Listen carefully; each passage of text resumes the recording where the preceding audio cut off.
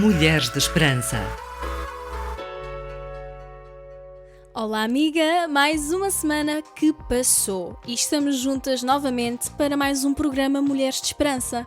Uma semana que passou a voar, meu Deus! Com tantos a fazer, nem demos conta do tempo a passar.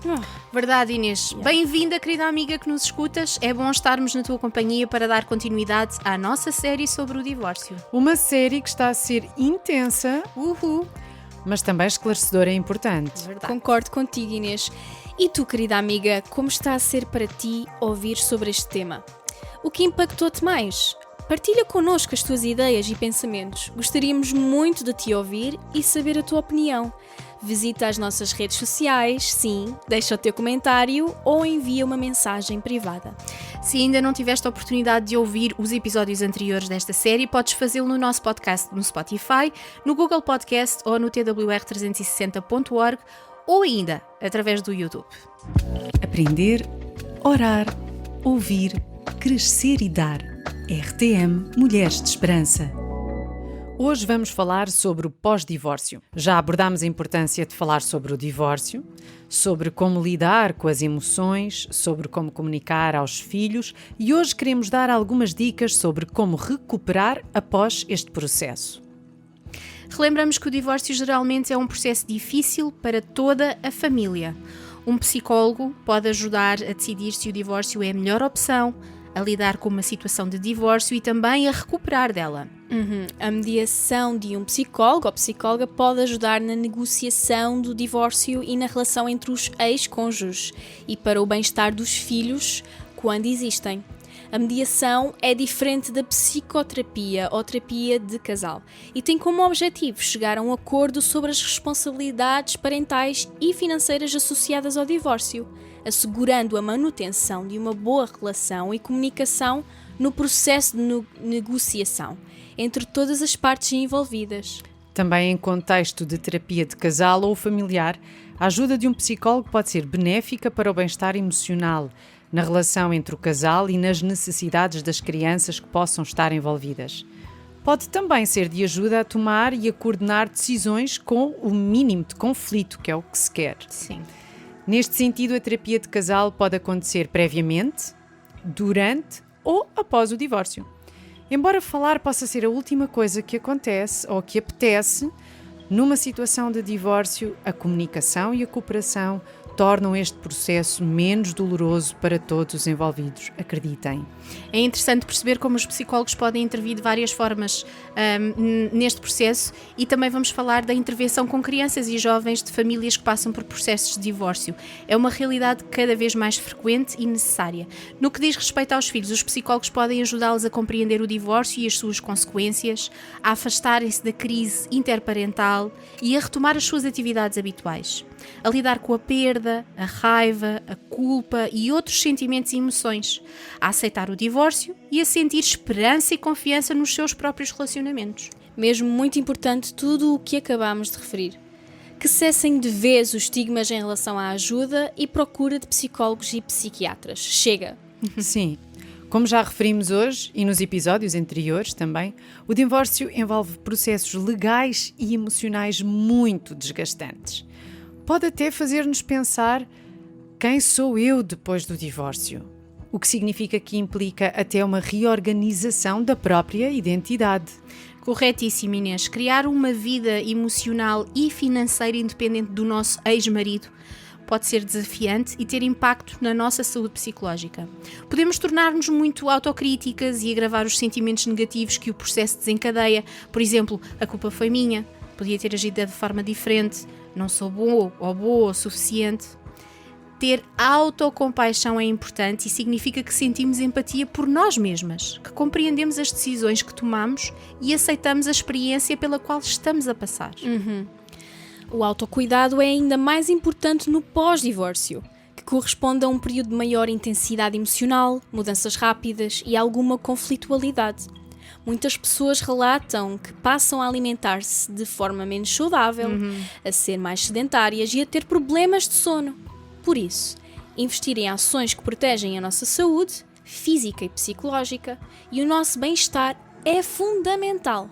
Escolher uma alimentação saudável, fazer atividade física regularmente e ter uma boa rotina de sono deve ser prioritário.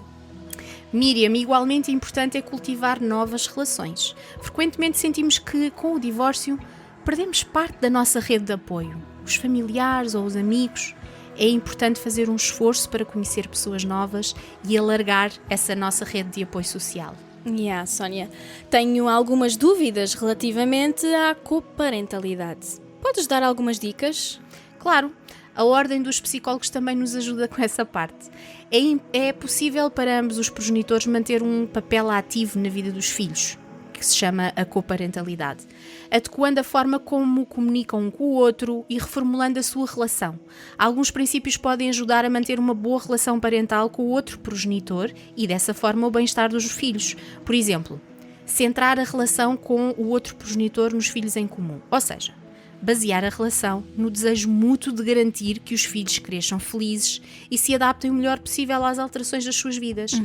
É fundamental saber separar a esfera ex-conjugal da esfera parental. Não deixar que as divergências como ex-casal interfiram negativamente e contaminem a relação que têm de manter enquanto pais. Sim. Uma outra dica é focar a comunicação nas necessidades dos filhos. As conversas devem ter como objetivo o bem-estar dos filhos por essa razão. Devem ser mais eficientes, conduzidas com cordialidade, respeito e neutralidade. O foco deve estar nas necessidades dos filhos e não nas necessidades da mãe ou do pai. Verdade. Manter uma atitude cordial é outra dica. Evitar comportamentos e atitudes destrutivas e ou ofensivas, por exemplo, não atender ou responder a telefonemas ou mensagens, não comparecer no horário combinado, não informar a quando de imprevistos, não ser flexível quando necessário, etc. Não é bom criticar ou insultar o outro, mas reconhecer e valorizar o papel do outro enquanto pai ou mãe é o que deve ser feito. Achei muito importante esta próxima. Respeitar o território e o estilo parental de cada um. Em casa da mãe, pode ser à maneira da mãe. E em casa do pai, à maneira do pai. As regras não têm de ser exatamente iguais na casa dos dois. No entanto, este princípio não deve ser levado ao extremo. É desejado que exista alguma coerência e consistência nas práticas educativas. Por exemplo, é bom quando ambos os progenitores conseguem concordar relativamente a regras gerais, para que os filhos não encontrem grandes diferenças nas regras e limites que lhes são impostos no dia-a-dia. Vou dar um exemplo. Regras relativamente aos trabalhos de casa. Horário máximo para chegar a casa ou consequências para comportamentos desadequados. As crianças ou os jovens adaptam-se, mas têm dificuldade em lidar com rotinas e filosofia de vida muito diferentes, podendo gerar confusão, instabilidade e insegurança. Muito bom, Miriam, concordo muito contigo. Olha, vou dar mais uma dica, que é respeitar e promover a relação dos filhos com o outro progenitor.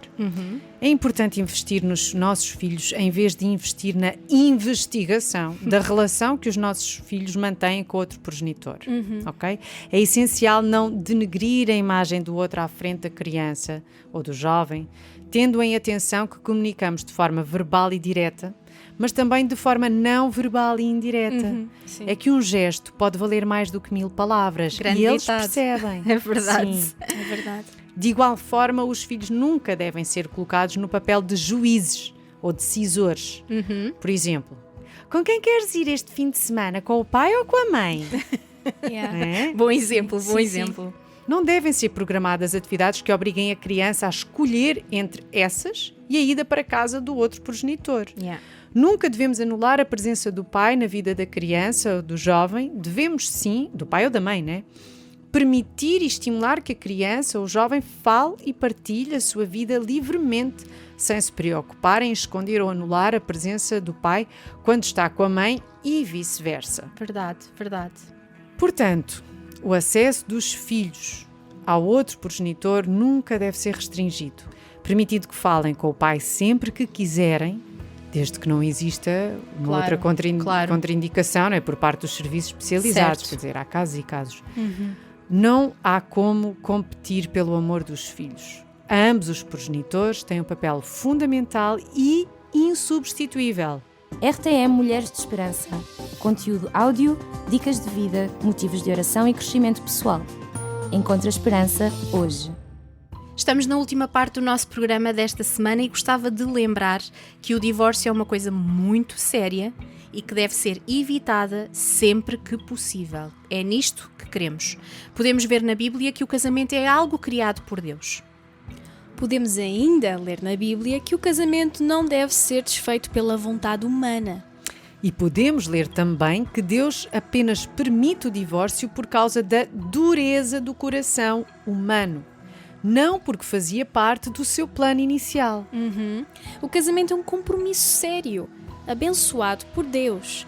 Antes de decidires separar-te, é preciso lutares para salvar o teu casamento.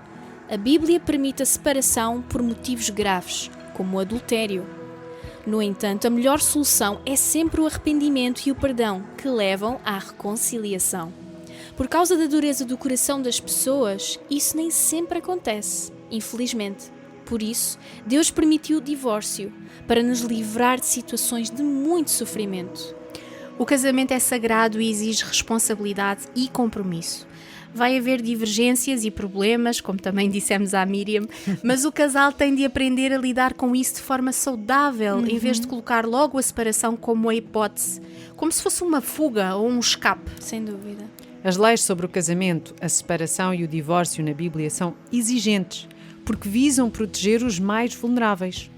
Uma mulher abandonada pelo marido nos tempos da Bíblia não tinha forma de se sustentar e podia ser abusada. Sem as leis da Bíblia, a mulher ficava à mercê dos caprichos do marido, que a podia substituir a qualquer altura.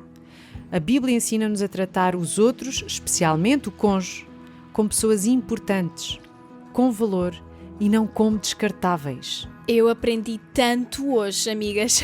Todas nós aprendemos. Muito. Foi muito bom. Chegámos ao fim do nosso programa de hoje. Na próxima semana terminamos esta série e vamos falar sobre um novo relacionamento após o divórcio. Contamos contigo. Até lá. Encontra esperança hoje. Este programa foi produzido com donativos de pessoas que voluntariamente contribuem para este projeto. Ajuda-nos a levarmos esperança a todas as mulheres. Contacta-nos pelo e-mail mulheres@radiotransmundial.org.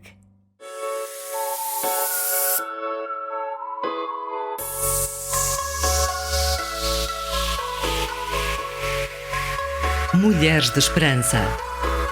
Uma produção RTM Portugal.